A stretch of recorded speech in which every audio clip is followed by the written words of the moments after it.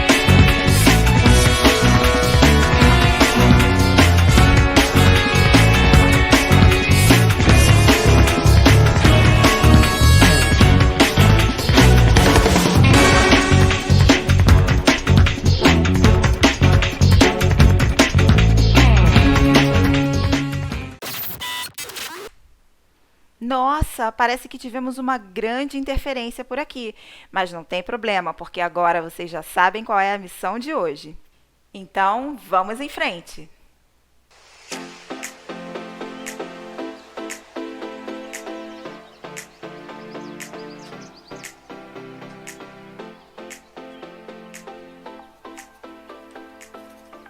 Mas que palavras são essas? Vocês já ouviram falar em algumas delas?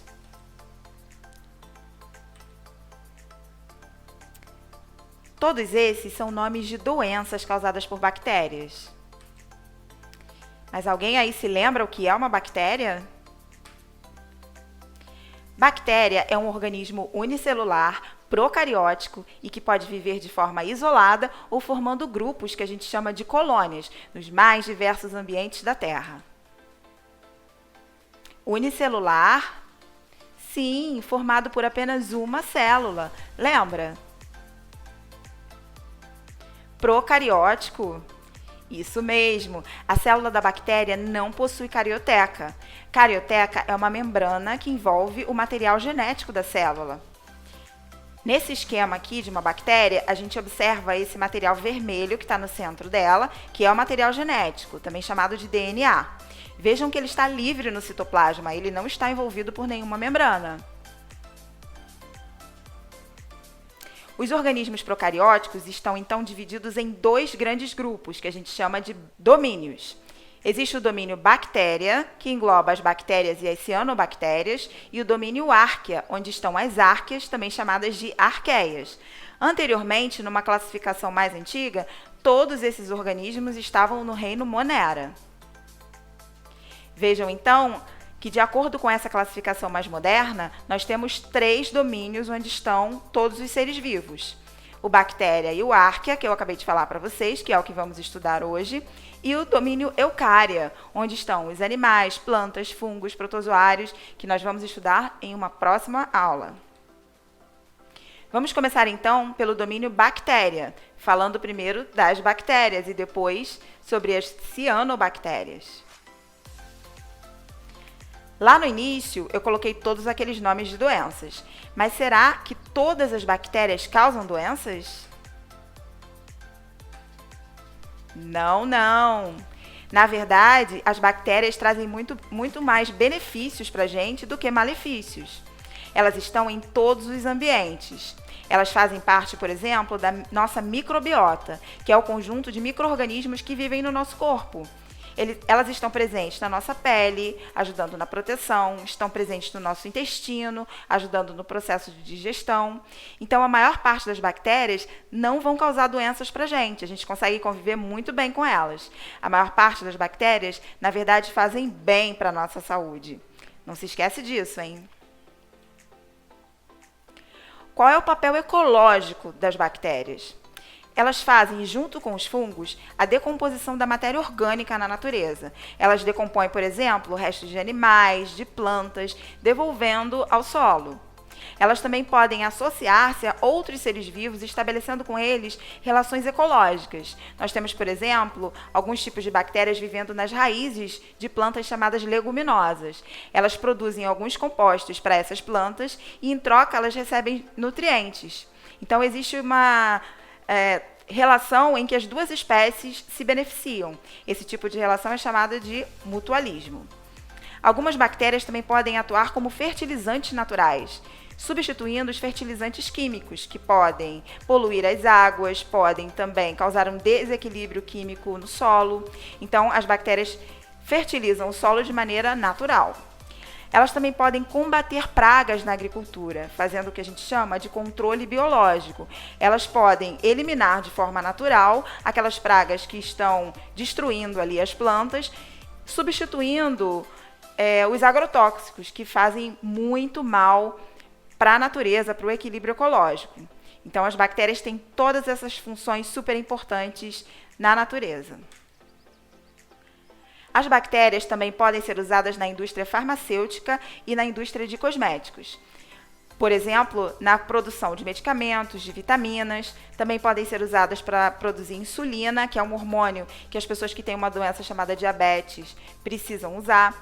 Elas podem também ser usadas na indústria de cosméticos, num procedimento chamado aplicação de botox. Nesse tipo de procedimento, é usada uma toxina produzida por um tipo de bactéria, o nome dela é toxina botulínica, que é injetada para paralisar temporariamente a musculatura do rosto da pessoa. Isso faz com que a aparência das rugas fique diminuída, então parece que a pessoa está mais jovem. Isso é um procedimento muito utilizado, por exemplo, pelas celebridades. As bactérias também são usadas na indústria alimentícia, na fabricação de bebidas fermentadas, iogurtes, coalhadas, queijos, vinagres e outros alimentos.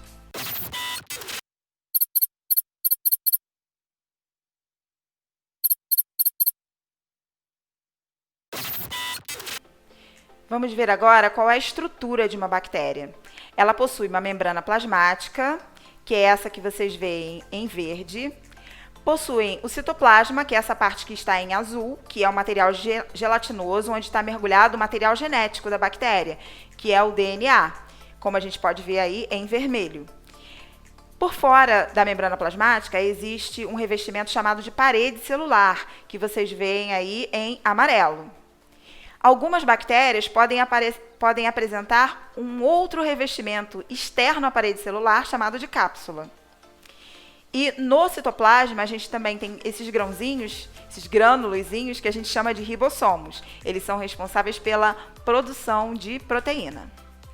As bactérias são classificadas quanto à sua forma. Existem as redondas, que são chamadas de cocos. Em forma de bastão, são os bacilos. Em forma de espiral, os espirilos. E parecidas com vírgulas, recebem o nome de vibriões. Vejam aqui a variedade de formatos que elas podem ter. Elas também podem ser classificadas quanto à forma de obtenção de alimento. Quanto à nutrição, existem as autótrofas, capazes de fabricar seu próprio alimento através da fotossíntese ou da quimiossíntese, e as heterótrofas, que não são capazes de fabricar seu próprio alimento, e aí recebem o nome de saprofágicas, quando decompõem a matéria orgânica, ou de parasitas ou patogênicas, que são aquelas que parasitam outros organismos, causando doenças. Também podem ser classificadas quanto à sensibilidade ao oxigênio. Existem as bactérias aeróbias, que precisam de oxigênio para sobreviver, as anaeróbias, que morrem se houver oxigênio, e as anaeróbias facultativas, que podem ou não viver na presença de oxigênio.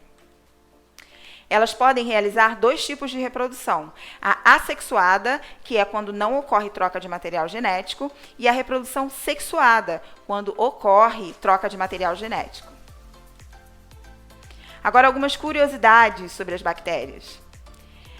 As bactérias que vivem no nosso intestino ajudam a regular o nosso sistema imunológico, o nosso sistema de defesa. Então, quando a gente tem uma alimentação desequilibrada, isso também prejudica a defesa do nosso corpo. Nossos celulares podem ter milhares de bactérias responsáveis por causar algumas doenças, como conjuntivite, intoxicações alimentares, otites, infecções urinárias e respiratórias. Por isso é muito importante deixar os celulares sempre limpinhos. A nossa boca, a nossa cavidade bucal, tem milhões de bactérias. Então, toda vez que a gente dá um beijinho na boca, a gente está trocando com a outra pessoa milhões de bactérias. Bacterioses são aquelas doenças causadas por bactérias. Todas aquelas que eu mencionei lá no início são bacterioses. Vamos ver alguns exemplos delas. E os remédios usados para combatê-las são os antibióticos. São, então, medicamentos usados para combater doenças causadas por bactérias.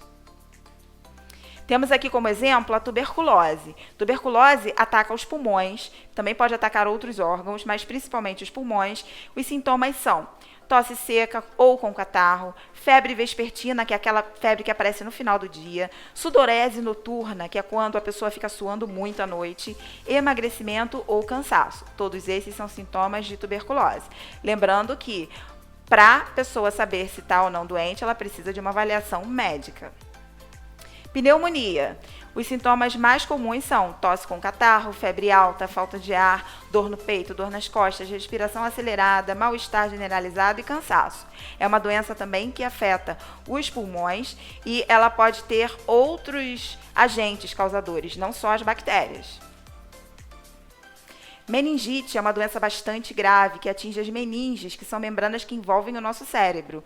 um dos principais sintomas da meningite é uma rigidez no pescoço. E os demais são febre, dor de cabeça, mal-estar, náusea, vômito, fotofobia, confusão mental, convulsões e até delírios e coma, podendo inclusive levar à morte. A meningite é bastante grave e ela também pode ser causada por outros agentes, além das bactérias. Disenteria é a famosa dor de barriga. Os principais sintomas são cólicas abdominais, febre, sangue ou muco nas fezes, náusea e vômitos. As bactérias podem causar disenteria, mas também existem outras formas da pessoa adquirir a disenteria, outros agentes que podem causá-la. Bem, foram alguns exemplos, então, de bacterioses. Vamos falar agora sobre as cianobactérias, que estão junto com as bactérias no domínio bactéria. Todas elas fazem fotossíntese, ou seja, elas produzem oxigênio. Elas são muito antigas e elas podem viver isoladas ou em colônias, como vocês observam aí nessa imagem. Vamos agora falar sobre o domínio Archaea. Ele abrange as árqueas, também chamadas de arqueias. Muitas conseguem viver em ambientes extremos, conseguem viver em ambientes em que outros organismos não sobreviveriam. Por isso elas são chamadas, muitas delas, de extremófilas. Existem as halófilas, que são capazes de viver em ambientes muito salgados, como lagos, por exemplo. As termófilas, que vivem em locais com temperaturas elevadíssimas, como os geysers, as fendas dos vulcões. E as metanogênicas, que produzem um gás chamado metano, porque elas vivem nos pântanos e dentro do tubo digestório de alguns animais. Vamos então ver um vídeo que fala um pouquinho mais sobre as árqueas.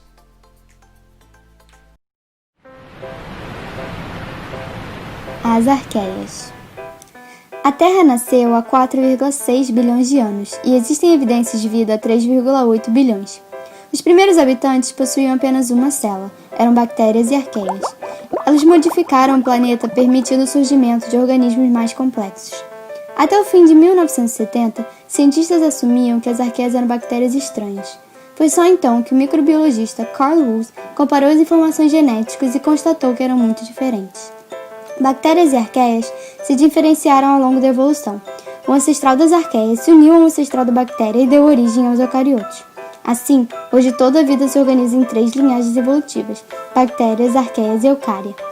Arqueias são seres unicelulares de formatos variados. Elas retiram energia de diversas fontes, como açúcares e amônia. As arqueias são conhecidas pela sua capacidade de adaptação a ambientes extremos, como locais com muito sal, ou pH muito ácido, ou pH muito básico, ou ainda em locais comuns como solos e oceanos. As arqueias ainda são um domínio muito desconhecido, mas com certeza muito importante para a criação e manutenção da vida do nosso planeta.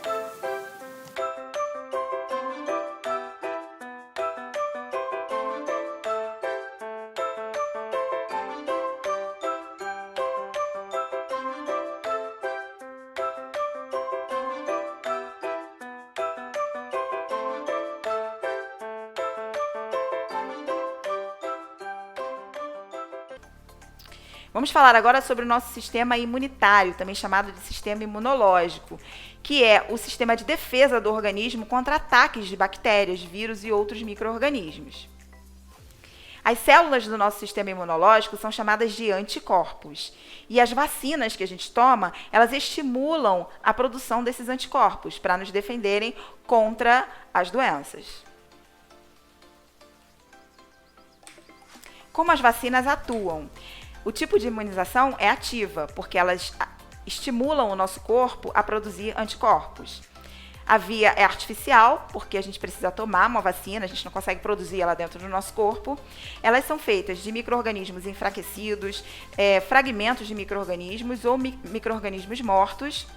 A resposta é posterior, quer dizer, para uma vacina fazer efeito, ela precisa de um tempo de atuação. Você não pode tomar uma vacina hoje e achar que ela já vai fazer efeito amanhã, não é assim que acontece.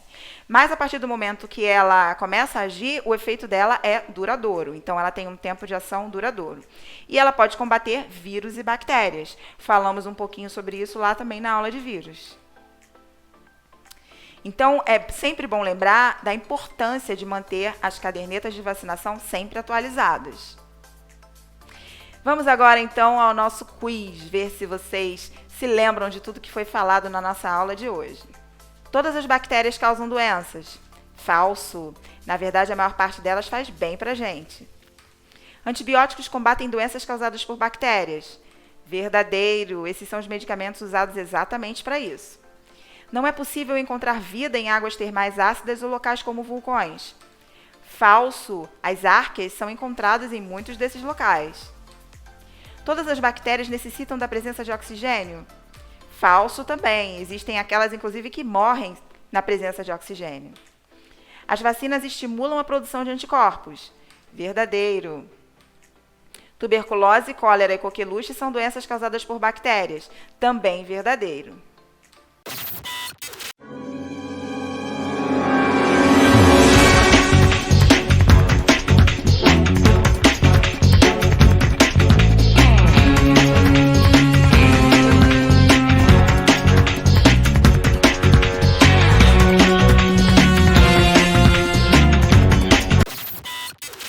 Então, essa foi a nossa aula de hoje.